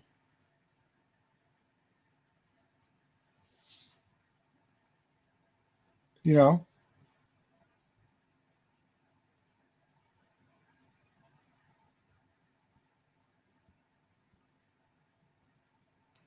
right? See, that's what I just said. My best friend isn't into interracial dating for herself, but she loves me and loves my hubby, who, wait, who's not black because he loves me. Right, married 27 years strong. Right, like people don't understand. Like just because something's not for you doesn't mean that everyone else should think like you or feel like you. It's just not for you, and it's okay. It is okay. It's okay, Shan. You know I do. And but I still love my husband's complexion. I love everything. Like I mean, like I said, I love like what's that? Jamin Hunsu. Now to me, that man is bad. Now Jamin can get it. Now I don't do certain things, but for Jamin Hunsu, hey daddy, he can get it, and he's black as his screen. I fell in love with him in Janet Jackson video. That's the way love goes. No, no, no, no, no, no, no, no, no, no, no, not that's the way love goes. What was that video when she was on the beach? She had the little updo with the little black tank top and the jeans, and he was on the beach. Mm. Now that chocolate piece of chocolate drop can get it.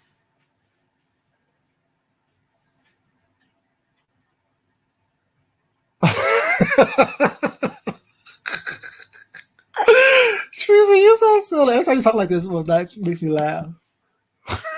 Every time Teresa talk like that, it makes me laugh.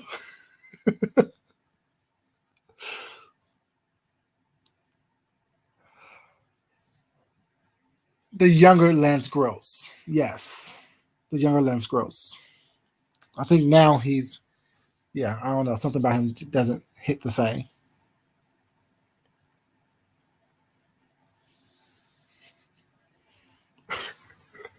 I'm tasting all shades.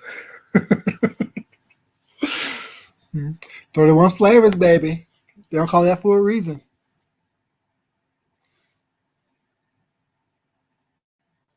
Yes. Love would never do without you. Yes. That's it. That's it. Love would never do. Love would never do without you. Yes. And I'm like, you're right. It won't. Hey, man. I didn't know who he was. I didn't know what I was doing, but I know I was attracted.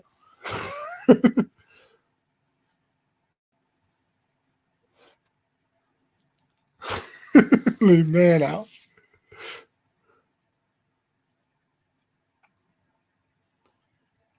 Yeah, the younger version. Because I mean, I think now I don't know. I think because I see him as corny.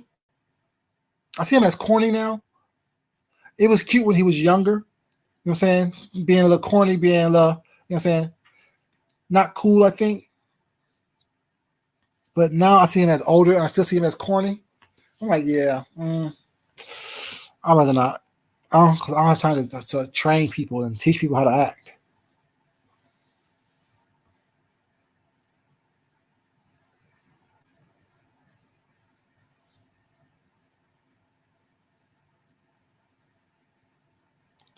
Oh, see, I've been watching the videos on YouTube of her concerts recently. I've been watching YouTube of her concerts recently. But yeah, I mean, like, but it's so confusing how people just automatically harp on race. Oh, where he's black and da da da, she's white and she said da da da. People are entitled to their own opinions. It doesn't have to be your opinion. It doesn't have to be what you believe. It can just be what it is. If someone says they're not racist and they haven't done what was that, the whole Gigi thing was not. I've seen her say some things that was questionable, so I'm not about that. But just in general, like I said, and then it ain't my place to judge her. It's my place not to engage with people that I don't vibe with. I don't get it. Omar Epps, yeah, the younger one. Don Cheadle, he's short. I just can't do short. I just can't do short. He's like 5'7", 5'9", something like that. That's just too short for me.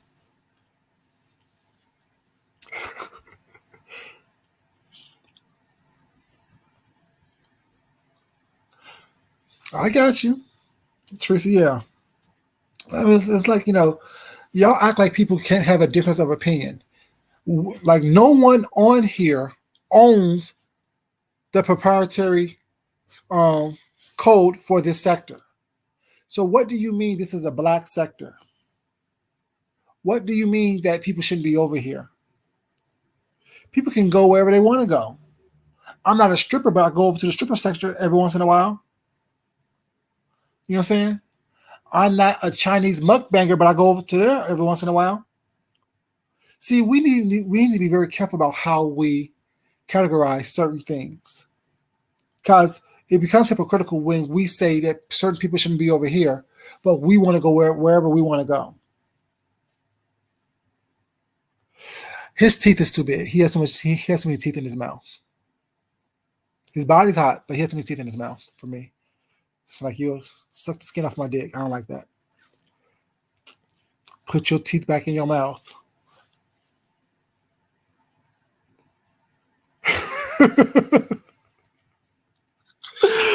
You won't, Teresa. You won't catch any cases, baby.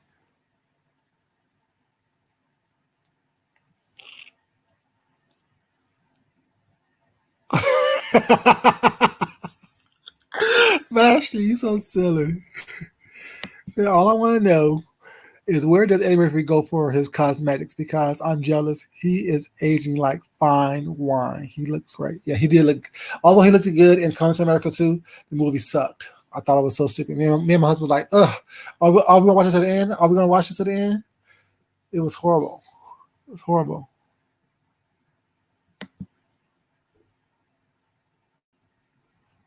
Maybe he doesn't have a chin. Is that why his teeth look so big?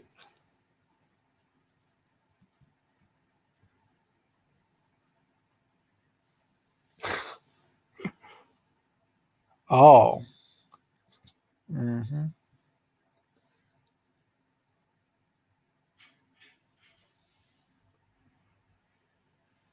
But yeah. But yeah, like it just bothers me. And I just want to say, like, my opinion on race is that granted, I recognize and understand that racism is out there, and I understand that I am a target for racism. So please don't think that I'm saying that I'm walking through this world living, skipping through daisies and with butterflies and unicorns and lollipops and bubbles and stuff all around me. Whatever. No, I understand completely that I am a prime candidate for racism, but also I also carry myself in a way to where if I see it and recognize it, I'm going to call it out when I see it and recognize it. I'm not going to sit here and let it not be something that I do because I'm afraid of what the consequences are. For every action, there's an equal and opposite reaction. You act funny toward me, I call it out. That's a reaction. And whatever reaction you have based on me calling out, it happens. I don't walk around this world fearful. I don't walk around this world not being my authentic self because someone else may get turned off on it.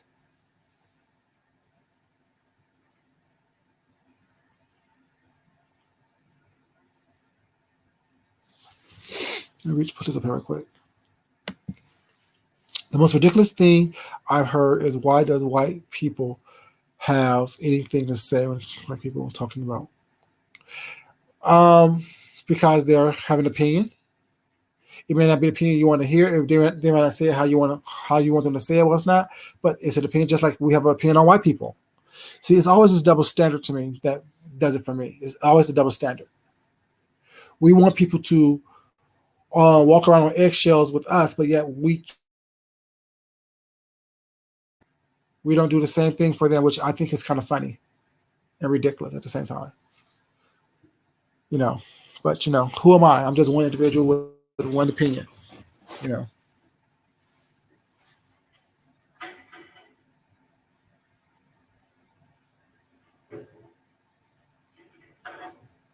Mm,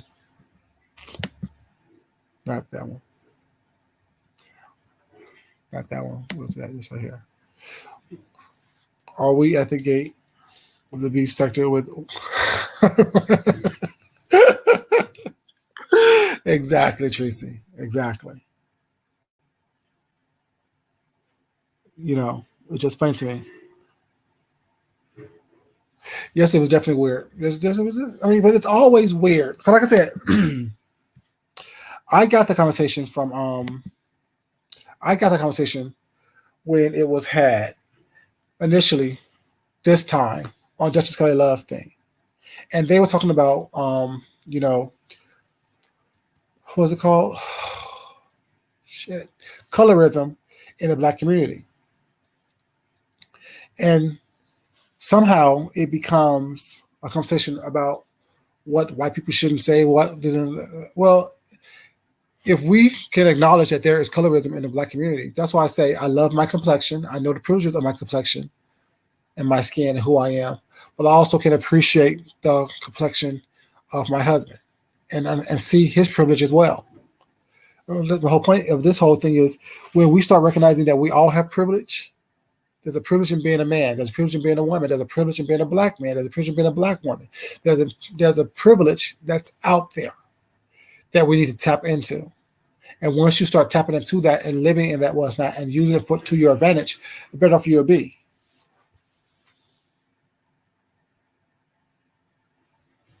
Exactly. Different show for different folks. Hmm. And I gave the example of, saying with the whole mindset of different things was not what more similarities. I gave the example of, an apple and an orange. Rest, we can say they're vastly different. But they both have a skin. They both grow from a tree. They both have seeds. They both produce juice. You know what I'm saying? There's so many different things. They both have, stems of some type. You know what I'm saying? There's so much more that they have in common that if you look at that aspect of it wouldn't be so surprising. But people are willing to look at things differently. They want to believe what they believe and listen how they listen, learn how they learn, and not take anything that is said and look at it and research it and analyze it. You know,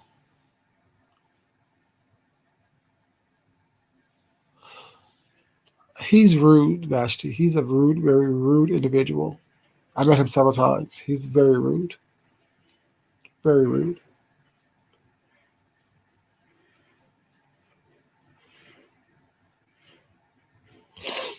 Well, the thing is, I mean, I think her point was, I think people got caught up in what she was saying, supposed to the whole thing. I think her point was that her father, grandfather, uncle, whoever it was, have certain features that people have identified as African American features. And if someone would have said something disrespectful to him, was not her parents wouldn't have had it.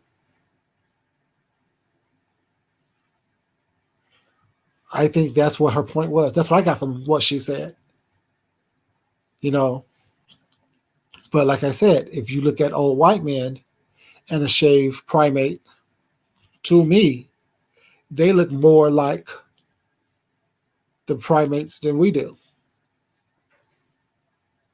With the big ears, with the big crazy noses, no lips, you know. I'm just saying. But that's just me. If you met him, Tracy, you wouldn't have that same opinion about him.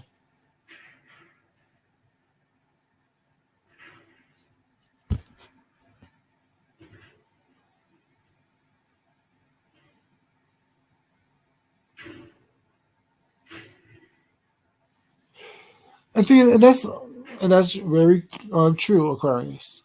That's very true, baby.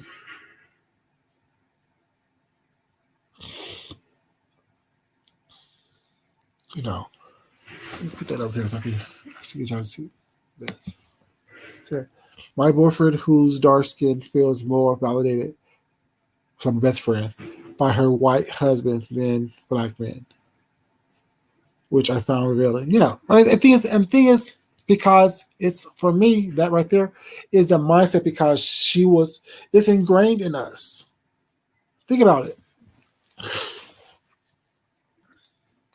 If, like I said, it's ingrained in us from like I said, while I know that slavery is over, there are still mechanisms of slavery that still affects us today.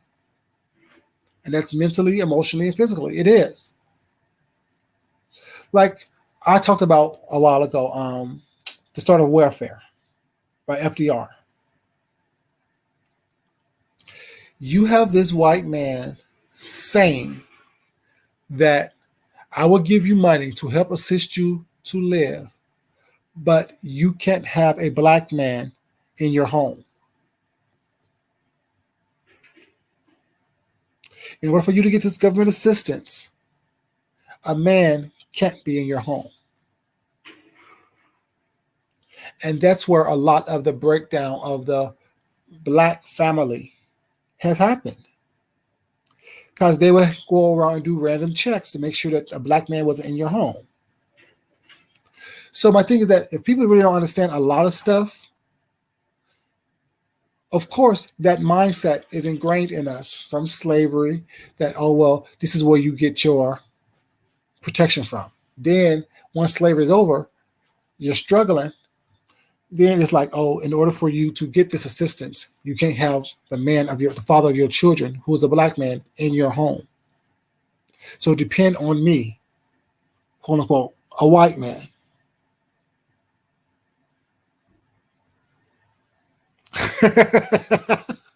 Shit, he's so silly. Assistance versus big black cock. You know, it's just, I just find it crazy. Man. Y'all so silly. And I thought my thing like, but like when you don't understand how things are put in place to change the mindset of that, you can't work against that mindset. You know what I'm saying? Like if you don't understand that that's how the welfare system started with FDR and, you know what I'm saying, telling people that you can't have men, the father of your children, in your home if you want assistance, that says a lot, especially coming from the mindset of, oh, well, I'm your sole provider anyway. And then being raped and pillaged, well, it's not, you know what I'm saying?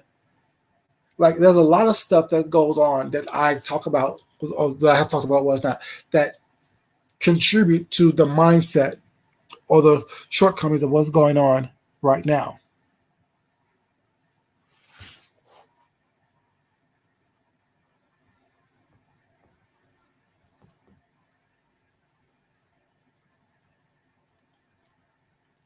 But Vashti, if you say that, which I agree, that's something it is, but also believe of the mindset that in order for the people to understand the certain conversation,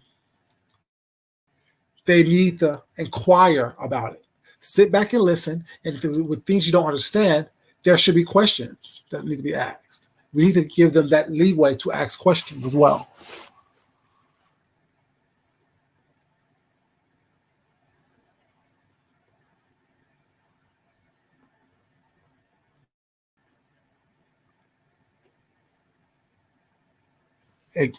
Yeah. When I went to Morehouse, my freshman roommate, we're cool today, we're still friends, but he would call me white boy because of the way I speak, my color of my skin, the texture of my hair, because he was a barber, so he would cut my hair. He would call me white boy because I would say also opposed to with a yeah, like if they would go somewhere, I'm like, oh, I want to go, can I come also? You're like, why don't you just say two? Because that's not how I speak. You know what I'm saying? It's a lot of things that we worry about or deal with within our own culture was not that we take out on other people and want other people to understand, but yet we don't even understand it or try to make it plausible for ourselves.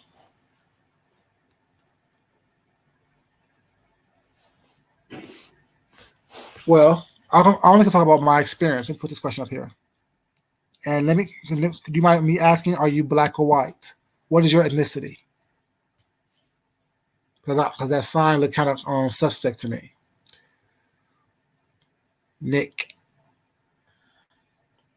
are you Caucasian or are you African American? Or are you something other? If you don't mind me asking that question before I answer your question.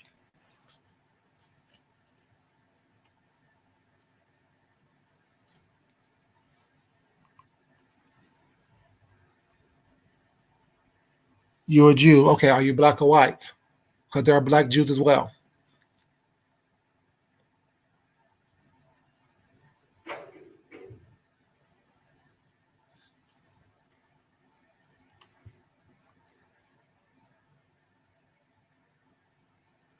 I'm reading.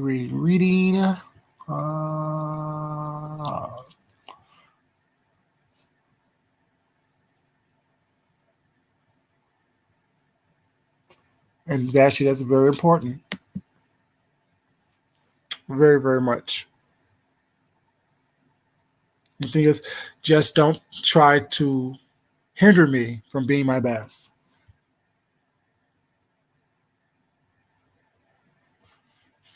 Okay, Nick, you're not answering my question, so I won't be answering yours. I don't play those games. See, that's how I do. That's how it works. I'm asking you not what you identify as. I could identify as a cactus, but I'm a black man. So if someone asks me, "What color am I will say I'm a black man. I'm not going to say I identify as a black man. I'm a black man. It is what it is. So I don't get caught up in it. And based on your avatar, you look like you're kind of suspect anyway. So I'm just saying. So, like you said, Vashti, look, I don't care what color, what culture is. If you're helping me out and you're not hurting me, you're good in my book. 100 exactly. The thing is, I live my life is I don't try to get involved in the nonsense and the BS. What I do is I actually look at the content of people's characters, and when you're trying to play around and placate me and think that you're smarter than me, very few people are. Very few people are going to do something or say something that I'm not going to pick up on and get a vibe from. Because I'm really in tune with my environment and with who I am, and what makes me is like is what I choose to ignore and get away from. If that makes sense, you know what I'm saying? But yeah, um, like I was saying, you guys, it's not always about a race thing, but at the same time, you're not gonna play in my face with the race thing. We're not going to act as if racism doesn't exist in this world and all aspects of this world, especially here in this country, actually in every country, because it was a great campaign to deem quote unquote black people as lazy, good for nothing, dangerous, aggressive. Even if you look at color, as far as the color wheel goes, black is seen as bad, white is seen and black is seen as bad and dirty, and white is seen as pure and this and third. But what you don't realize that white is the absence of color, of all color. Pure white is the absence of all color. And pure black is the amalgamation of all color. That's why we as a people can produce every race there is out there. And white cannot. And it's the fear of being eradicated. It's the fear of and that's why they try to eradicate all that's not quote unquote white, because they know once your blood is mixed, or what they say is tainted.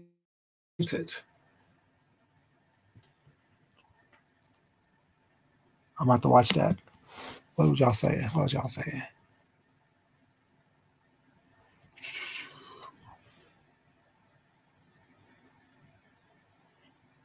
Mm-hmm.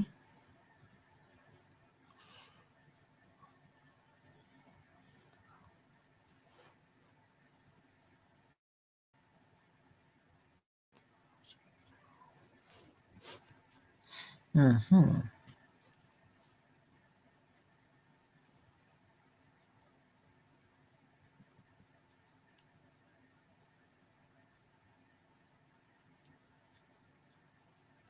You ever see people try to gaslight you, and when you tell them that you're not going to answer that question because they haven't clearly answered your question, they want to keep on asking questions. See, I'll let you up in here and let you stay up in here while it's not. But one thing, like I said, very few people are intelligent enough to get me to get into a certain type of conversation. I don't know who you are or what your motivation is.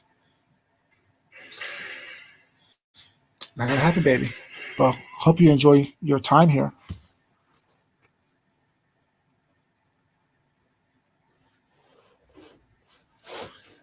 Now I'm over you, so it doesn't matter. No, like I said, I don't placate people. I'm trying to be played with. It shouldn't have took you that long to answer that question. So now I'm over you. So you said you met a few. Cool. Yeah. Can I see what Biggie? I remember I cussed out Eric Sermon. Y'all know who Eric Sermon is from EPMD? I cussed his ass out. I also cussed out Trina. For me, it's not about a celebrity situation. It's about, saying you're human. You're gonna be respectful. And Eric Sherman got disrespectful, and I cussed his ass out.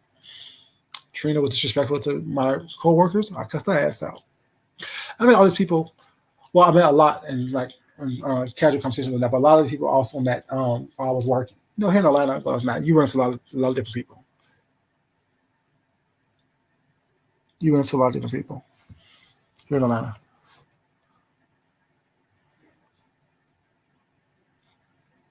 Crush. Oh wow, wow, wow.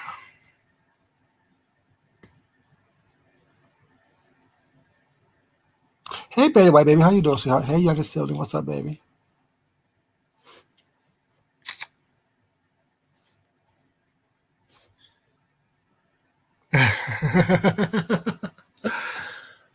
So y'all see people try to come in here and gaslight you, baby. You're not intelligent enough, quick enough, witty enough to gaslight someone like me, and try to insult me doesn't work. Trying to insult me doesn't work at all.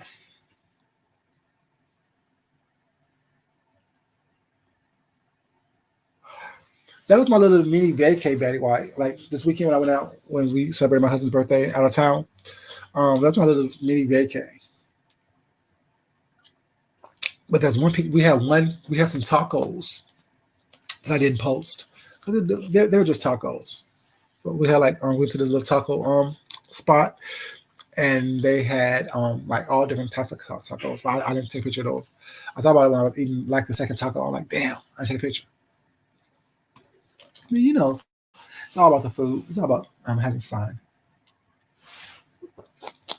and providing different types of commentary and things of that nature.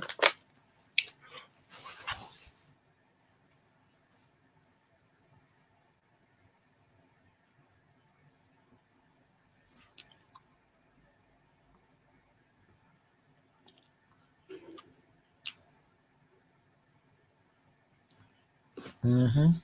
Yeah, I think that and there's a difference between race and culture. A lot of us don't understand and grasp that concept. Black Americans really don't have a culture because we don't know where we come from. We don't know where we come from all different places and so diverse, and our blood is so muddied that we really don't know where we come from and what the culture of the places that we do know where we come from actually is. We have an American culture, which is a melting pot of a variety of different cultures, you know. But we are one of the only people who don't or who haven't maintained their culture.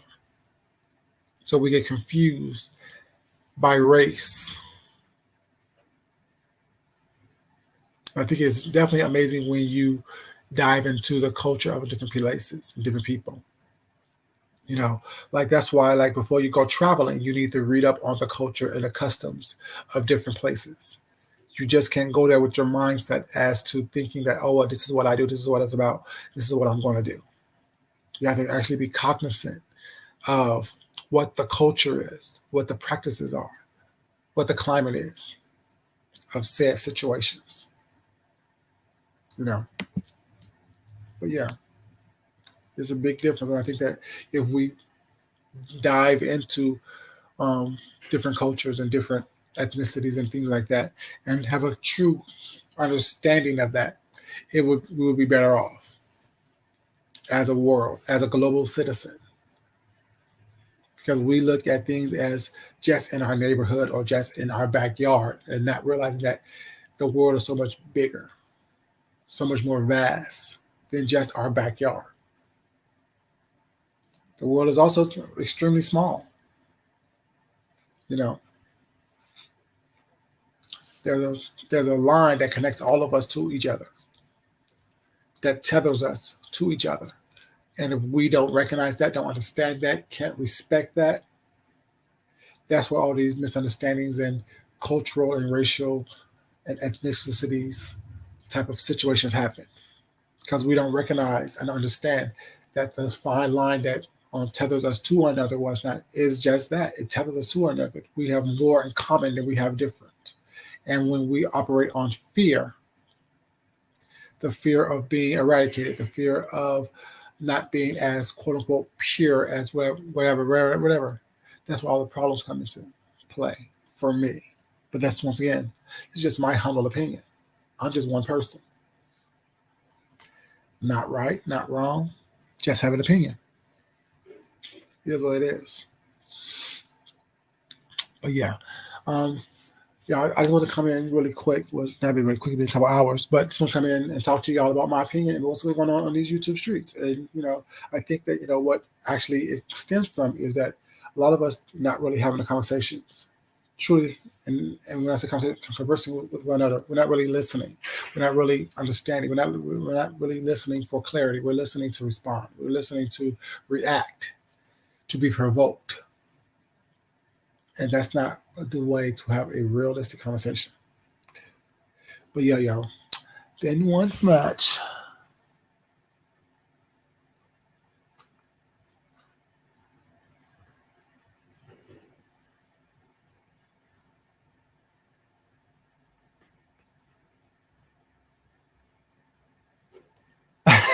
Anyway, you can't really get no respect. But yeah, I want to thank y'all for being here. Thank y'all so much. Saying, I love you guys being here. Y'all could be anywhere else, but y'all choose to be here or chose to be here. So I definitely appreciate that. Like I said, a conversation needs to be had, but like I said, I can't talk to people who's not willing to listen. I can't talk to people who is more interested in interrupting and insulting and things of that nature. That goes on all levels of conversation. I just can't do it. I'm too old. I'm too set in my ways. I'm too like to think too smart for it. You know what I'm saying? Because if we're not gonna try to accomplish something, well, it's not. You're just trying to gaslight and do all those things. I don't got time for all that. Go play with somebody else. Go play with your toys. Go play with some building blocks. Go play with some little race cars. Don't play with me. Play with your mama's pussy. Don't play with me. But yeah, um, it is what it is. I love you guys, but as y'all guys always know, it's not important that I love you guys. It's more important that you love someone else, you love yourself, you love you respect yourself, and you definitely respect someone else. This is your boy Food Junkie, you guys. I may see you guys in my car later on when I'm on my way to work, but who knows? I will be in these streets looking and just seeing what's going on. And y'all have a great day. Yes, baby, I catch you replay, baby. We talk about a little bit of everything. Love y'all. Y'all have a great day. And I'll talk to y'all later. Peace, y'all.